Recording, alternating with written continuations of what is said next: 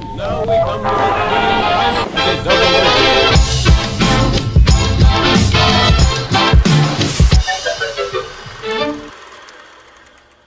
Gawa tayo ng pambaon ng ating mga anak na chicken nuggets. Good morning mga kamamsi. For today's video, gagawa tayo ng isang pwedeng-pwede na pambaon ng ating mga anak.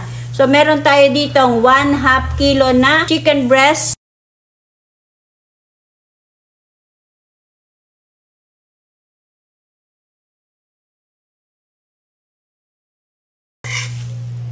Gamit ang ating food processor, gigilingin muna natin ito. So, hati-hatiin ko lang po ito at hindi po yan care ng aking galingan. So, ito na yung pinaka-result niya mga kamamsi. Ayan o. 1 teaspoon pamintang durog. Maglagay din tayo ng garlic powder. 3 teaspoon na oyster sauce. 3/4 teaspoon na asin. Then, 1 teaspoon na white sugar. 1 cup na breadcrumbs. So, hindi na kasya. Utay-utayin natin mga kamamsi.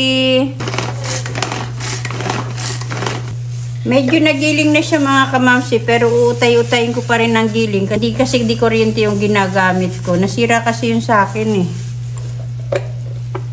Kaya utay-utayin ko lang ng pagpipino mga kamamsi. Sa pagtsatsaga, nagiling ko rin. Kasi nga handy lang yung aking food processor. So ayan, tsaga-tsaga lang mga kamamsi at makakain din tayo niyan. No? Ayan oh, durog na siya. So okay na yan. Magpiprito muna ako ng konti para matikman natin kung tama na ba yung lasa niya. Kasi mahirap naman na gawin na natin kaagad-agad. Hindi pa natin alam yung lasa niya, diba? So, ayan yung pinirito ko na napakalit. Tikman muna natin. Palamigin ko muna at baka naman mapasok-pasok tayo dito eh. Mainit. Timing. Wow, timing na yung lasa. Timing na rin yung asin niya mga kamamsis. Maglagay tayo ng konting oil sa ating kamay. And then, imasa po natin para hindi siya dry.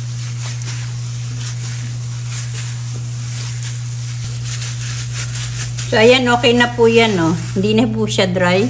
Isang XL na itlog. Then, naglagay po ako ng paminta powder. Then, gagamit po ako ng 1/8 cup na tubig. Then, lalagyan ko po siya ng konting garlic powder.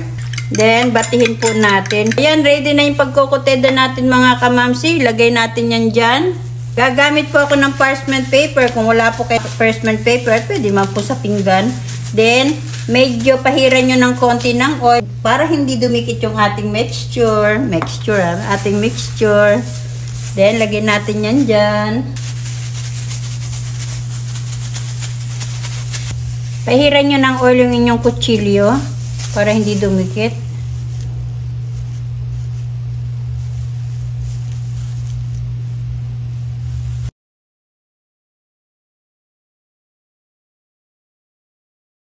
Coated na po natin. Ganyan lang po.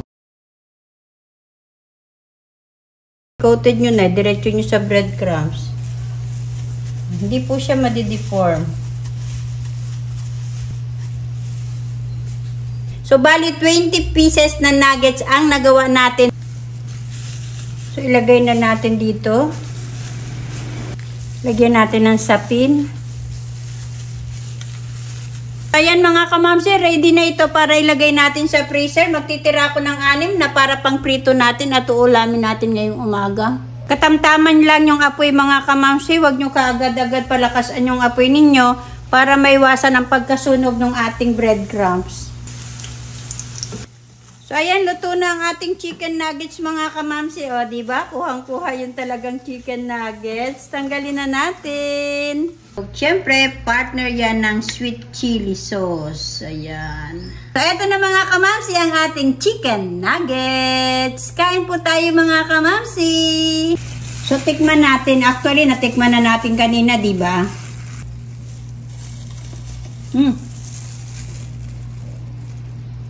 Mahalang pero ang sarap ng aking chicken nuggets mga kamamsi. I-try nyo!